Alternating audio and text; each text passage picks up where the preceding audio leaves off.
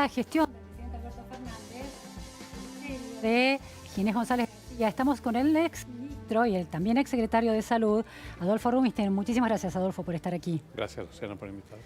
Si hubiera sido ministro justo en la explosión de la epidemia del coronavirus, ¿habrías decidido no chequear a los viajeros que llegan a Ezeiza desde China o desde otras regiones? Básicamente, todavía no se conoce cuáles son las implicancias de esta epidemia. Claramente es un brote de un nuevo virus, una probable mutación, de un virus transmitido por animales, cuyos intermediarios no conocemos, pero claramente el origen pareciera tratarse de animales silvestres. Tiene un epicentro muy claro, de hecho, te diría que el 99% de los casos son de China y la mayoría se concentra en Wuhan, que es la ciudad, digamos, Sí, y los alrededores en China. Por lo tanto, pero claro, hay ya 23 países que están afectados, con algunos casos, algunos provenientes de China, de turistas que se han movido, pero otros no. sí. La verdad que está todo, digamos, en este momento en investigación. Yo creo que no hay que generar pánico. Por ahora pareciera que no tiene una escala geométrica, digamos, el aumento del número de casos, que es lo que uno preocupa en estos brotes epidémicos. Y pareciera también que la letalidad, la mortalidad atribuible al virus, está bajando. Y esto habitualmente ocurre porque, digamos, a medida que se va tomando mayor conciencia, digamos, si se empieza a comunicar los riesgos, la gente consulta más tempranamente. Y a veces consultan por, digamos, por síntomas mucho más leves. Pero ante ese cuadro que describís, la decisión, porque los trabajadores de Ezeiza están planteando algunas medidas de seguridad y han adoptado de manera voluntaria, por ejemplo, el uso de barbijos, que también, según explican los sindicatos, también se ven entre los pasajeros. Sin embargo, el gobierno nacional es muy claro en la decisión de no realizar chequeos obligatorios a los pasajeros, chequeos médicos, por ejemplo, la toma de la temperatura a los pasajeros que llegan al aeropuerto de Ezeiza. ¿Esa medida te parece una medida explicable, razonable? No hay ninguna evidencia científica demostrada al momento que valide y avale el uso de barbijos en personas asintomáticas. Y sobre todo cuando están entrando. Por supuesto que lo que hay que tener es un especial... Tomarles la temperatura de manera... Bueno, por ejemplo, digamos, lo más importante es la comunicación de los riesgos, particularmente en las personas que tienen algún síntoma respiratorio. El uso de barbijos, para empezar, los barbijos que sirven son barbijos con filtros especiales, no cualquier barbijo. Entonces, si uno usa cualquier barbijo, es lo mismo que la nada. ¿Qué es lo que hay que hacer? Hay que claramente consultar tempranamente con los mínimos síntomas respiratorios. Hay que prestar especial atención en los vuelos que vienen de China, pero también es cierto que nosotros en ese sentido no tenemos una gran red de comunicación. Claro, tenemos vuelos directos. Sí. Pero también es cierto que la gente viaja con escalas y vos no sabés de dónde vienen. Qué sé yo, mi hijo vino el otro día del sudeste asiático, hace 3 días, y en realidad cuando llegó a Ezeiza, pero nada, no hicieron absolutamente nada, y sin embargo se hizo escala en Dubái y fue, digamos, un escándalo. Los escáneres, la temperatura y los controles, usó barbijo dentro del vuelo. ¿Y quién está actuando más razonablemente, Dubái o el aeropuerto de Ezeiza? No, yo creo que se está actuando razonablemente bien. Lo único que sí me parece importante es no subestimar esta epidemia. Digamos, yo creo que no hay que generar pánico. Lo más importante acá es la detección temprana de los síntomas respiratorios, lavarse las manos todo el tiempo. Sí. Si uno tiene un síntoma, digamos, un problema, una enfermedad respiratoria, se trate de un resfrío común, o alguna cosa más seria, si tose o estornuda, tiene que cubrirse. Eso está bien desde las conductas particulares, pero como política pública, la comunicación del ministro Ginés González García de que estamos bastante lejos de China y con una comunicación muy indirecta en términos de vuelos. Y por otro lado, el hecho de que es verano, eso hace que estemos más protegidos. Yo creo que eso baja la probabilidad de tener un brote en la Argentina. Pero de ningún modo es 100% seguro. Yo creo que, de nuevo, yo ni generaría pánico, ni tampoco diría, acá estamos bárbaros, no va a pasar nada. Pues no sabemos. Otra cuestión que se señala por parte de los médicos especialistas en enfermedades epidemiológicas e infecciosas es que en la Argentina, por ejemplo, el sarampión condiciona más la vida de las personas que el coronavirus, que todavía no ha llegado. ¿Cómo ves vos al día de hoy, con este mes y pico transcurrido de gobierno, la gestión de las vacunas que fue tan cuestionado en relación al macrismo del último año? Mira, respecto al sarampión jamás hubo ningún problema, jamás hubo ningún problema, ni de stock de vacunas, ni de distribución, ni de entrega a las provincias. Nosotros dejamos con una remesa que, si stock de vacuna antisarampionosa, que es la triple viral, que excedía, la magnitud de la epidemia, por supuesto, en la medida que el cauce fuera, razonable. Pero ya habíamos tomado medidas, por ejemplo, hicimos una compra extraordinaria en octubre, justamente anticipando, la epidemia. La epidemia de sarampión no tiene absolutamente nada que ver con las vacunas. Tiene que ver con una pandemia global que hoy está afectando a, yo diría más de 50 países en el mundo con 500.000 de casos. Con la resistencia de muchas personas a vacunarse, Bueno, ¿no? hay muchas causas, entre ellas los grupos antivacunas. No es la única. Sí, sí. Fíjate que en la Argentina las tasas, y yo creo que lo dije, nosotros no sé cuántos casos hay ahora, pero creo que supera por poquito 100 casos. No tengo el último reporte. Pero podríamos tener 10.000 en la Argentina. De hecho, Brasil está arriba de los 20.000 casos. Y no tenemos 10.000 porque las tasas de vacunación en nuestro país son muy altas. Estamos en 93%. Claro. Ahora, en algunos distritos, en algunos partidos, particularmente municipios del conurbano, como La Matanza, Merlo, Moreno y algunos otros, las tasas de vacunación eran sensiblemente más bajas. ¿Eso es responsabilidad de quién? ¿De la De gobernación o de los municipios? No, de los municipios. ¿Quién tiene la responsabilidad política? Los centros de salud dependen de los municipios. Los centros de salud de atención primaria dependen de los municipios. ¿Y tienen las vacunas los municipios? Sí, claro, la provincia nosotros tenemos. La única vacuna con la que hubo problemas en mi gestión fue la vacuna antimeningocócica, que me cansé de decir por qué era. ¿Por qué era?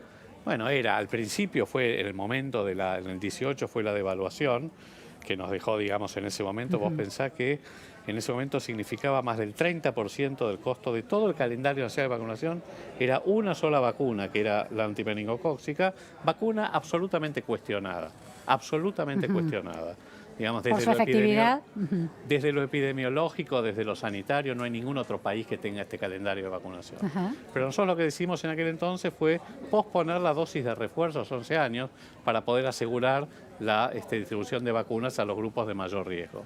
Y en el 2019, en el primer semestre, el laboratorio productor tuvo un problema a nivel global. No entregaba ni a nuestro país, ni a ningún otro, ni al sector privado. Esto fue resuelto, lo solucionamos. O sea que en realidad hubo mucho de, si querés, de show mediático, durante la campaña electoral. Exacto, de utilización política, sobre todo en este último tiempo, cuando se hizo esto de las vacunas en Ezeiza, para justificar la emergencia sanitaria. Para justificar por qué es necesario declarar una emergencia sanitaria que en teoría no se necesitaría. Porque las vacunas, cuando vos las retirás, no todas, justamente no la del sarampión, pero muchas otras vacunas pagaban impuestos aduaneros, lo cual es absurdo. Sí. Porque en realidad paga el Estado de un bolsillo para ponérselo en otro. Es ridículo. Sí. Pero así funcionan algunas cosas. Y con la emergencia sanitaria se eliminó ese impuesto. Se eliminó ese impuesto.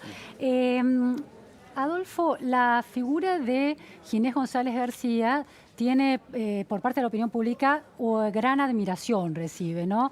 En relación a los genéricos, a la política de genéricos que llevó adelante durante su gestión anterior. A la hora del sistema sanitario, del sistema de salud en la Argentina, esa política de genéricos versus la política de licitaciones transparentes de medicamentos en la Argentina que llevó adelante la gestión de Cambiemos, ¿cuál ha aportado más y en qué se diferencia? Mira, la política de Ginés, la ley de Ginés fue la ley de prescripción de genéricos, que no es lo mismo. A ver. Porque el mercado de genéricos en la Argentina es muy pequeño. No, hay muy pocos genéricos. ¿Qué son los genéricos, para entender? Los genéricos son medicamentos a los cuales se les ha vencido la patente y no tienen marca específica. Sí. Como un libro que no paga derechos de autor, ya de alguna forma, sí. En realidad, acá lo que existen son los llamados genéricos de marca. Entonces vos tenés muchos medicamentos de distintos laboratorios que tienen marca. A ver, pero entonces un genérico que ya no paga patente puede ser más barato, no está asociado a ninguna marca. Mucho más barato. Bien, eso es un genérico. Igual, la ley de prescripción por genéricos está muy bien. Sí. no se cumple. ¿Qué decía la ley de prescripción de Decía que genérico? vos tenías que prescribir, en lugar de prescribir por el nombre comercial del Sí. medicamento, por el nombre de la droga, del principio activo, lo cual está perfecto. Bien. Y en todo caso, el farmacéutico o el paciente elegían, digamos, qué medicamento compraba. Y eso era beneficioso para el paciente porque podía elegir el de menor costo. Podía elegir el menor costo y beneficioso para el sistema de salud, porque eso, digamos, de alguna manera mejora el perfil de costos del sistema de salud. Sí. Pero ¿Había control sobre aquellos No. genéricos que no tienen una marca? no. De hecho, el mercado de genéricos verdaderos nunca se desarrolló en nuestro país. ¿Qué quiere decir de genéricos verdaderos? Que no tienen marca. Pero no porque que se es venció la patente. amoxicilina. Sí. Sí, se venció la patente. Sí. Si Ah. no, están protegidos. Amoxicilina. Es decir, no hubo ibuprofeno. inversores en ese mercado que hayan... No, hubo, digamos, en los 90 llegadas, Sí. pero realmente nunca fue exitosa. Sí. Entonces, la cuestión es que es muy diferente a lo que hicimos nosotros. Nosotros lo que hicimos es una política de compra conjunta para fijar precios máximos. Entonces, nosotros fijamos precios máximos diciendo, bueno, este medicamento se licita y lo proponga, digamos, lo adjudique este u otro laboratorio, no puede superar este precio. Eso para las compras del Estado. Las compras del Estado, pero las compras del Estado pueden llegar a ser el 80% del mercado Ajá. o más. Vos pensá, nosotros hicimos la compra de oncológicos, que fue aproximadamente en septiembre, en agosto del año pasado, finalmente, o julio, agosto, no me acuerdo exactamente el mes, donde juntamos Ministerio de Salud, PAMI, algunas obras sociales. Yo te diría que solo con nosotros, el PAMI y esas obras sociales, ya teníamos por lo menos la mitad del mercado. Por lo menos la mitad del mercado. Licitamos 25 drogas de primera línea para el tratamiento del cáncer. Hoy es el Día Mundial del Cáncer. Sí. Licitamos 25 drogas de primera línea, que no estaban incluidas la mayoría en el Vademecum, y algunos eran drogas de altísimo precio, lo que se llaman drogas biológicas. No solamente ahorramos en aquel entonces, ponerle junio, 1.300 millones de pesos, sino que ampliamos la cobertura a 70.000 tratamientos que antes no estaban cubiertos, 7.000 pacientes con cáncer, o sea... Ahora, Adolfo, uno de los desafíos que tiene un ministro de Salud cuando toma estas decisiones o implementa este tipo de políticas de transparencia y de control para que no haya abusos en las cartelizaciones, ¿es que la industria farmacéutica se le pone en contra y juega políticamente? Sí, la industria, como toda la industria, o sea, todos los grupos de interés, se trate de la industria o de cualquier otro grupo de interés, defiende prioritariamente sus intereses, primariamente sus intereses particulares. Su rentabilidad en este caso. Sus intereses Sí. particulares, sea cual fueren. Pueden ser grupos de pacientes, son grupos que tienen un interés particular. ¿Lo defienden de manera, en el caso de las farmacéuticas, de manera legítima? Depende. Es legítimo, digamos, que defiendan sus intereses. Sí. El tema es qué es lo que hace el Estado como regulador. El caso que ahora trascendió en los medios de la combinación de glucosamina, meloxicam para el tratamiento de la artrosis, es un caso típico. A ver. No, es simplemente un medicamento que hoy no tiene ninguna evidencia que lo sustente. Sí. La glucosamina, que es una medicación que se da para la regeneración del cartílago articular, y la evidencia científica detrás es muy pobre. No sé, no. Sí. Pero es para tratamiento crónico. Y el meloxicam es un antiinflamatorio que tiene que usarse para uso corto, de corta duración, porque tiene efectos adversos potencialmente serios. Sin embargo, es una droga que solamente se receta en la Argentina. ¿Por presión de los laboratorios? Bueno, la produjeron laboratorios, exportan ese medicamento, digamos, no tiene, digamos, ninguna evidencia de eficacia. Claro. Y sin embargo, cuando el ANMAT dio marcha atrás con esto, y lo hizo porque, digamos, después de una rigurosa revisión con sociedades científicas, expertos, PAMI, etcétera, bueno, vino el lobby de las empresas. Adolfo, otra parte de la opinión pública asocia, nunca a partir de una evidencia clara, la figura de Ginés González García con el mundo de los laboratorios, como describiendo una relación muy afiatada entre unos y otros. ¿Cómo puede haber tallado el mundo de los laboratorios en el tema de los genéricos? No fue una decisión que en su momento cayó simpática. Vos decís, pero esto fue hecho, recordá, en el 2002, con lo cual, era un momento muy particular de la Argentina, pero después se fue, esa decisión muy importante se fue diluyendo. Y hoy la mayoría de los médicos no prescriben por genéricos. Y esto es un problema. Por eso digo, la educación médica, el control del marketing médico, por ejemplo, que es uno de los factores que más influyen en los costos de los medicamentos Claro. por prescripciones inadecuadas. Vos pensás que hay estudios nuestros que calculan que un 30% de las prescripciones en nuestro país son inapropiadas. Cuando el gasto en medicamentos es, digamos, un 25 a 30% del gasto en salud total, que a su vez es 10% del PBI. Es decir, 10% de PBI. Es decir, que los médicos son influidos erróneamente por los visitadores médicos, por ejemplo. Por toda la industria en particular, digamos, es toda una red, por prácticas, por, digamos, te diría cultura. Esto no es de ahora, esto tiene desde décadas atrás. Adolfo, hay algunos laboratorios que han estado muy cercanos en la campaña del presidente Alberto Fernández. ¿A qué indicios deberíamos prestarle atención los ciudadanos para sentirnos preocupados por ese tipo de vínculos? Mira, yo creo que tiene que ser muy transparente el rol del Estado. En todo lo que tiene que ver con compras públicas, tiene que ser absolutamente transparente, que fue una de las cosas que nosotros cuestionamos en la ley de emergencia sanitaria, era que de alguna manera daba margen para prácticas que no eran absolutamente transparentes, en función de que había una emergencia. Claro. Y esto puede ser un enorme problema. Si esto, digamos, si estas prácticas se tornan en las habituales, porque esto, digamos, da, yo te diría, espacio para la corrupción. Claro, discrecionalidad y corrupción. Exactamente. Tomamos nota entonces. Muchísimas gracias, Adolfo Rubinstein, por estas ideas y estas precisiones. No, gracias a vos. Gracias. Claudio Bonadío falleció hoy a los 64.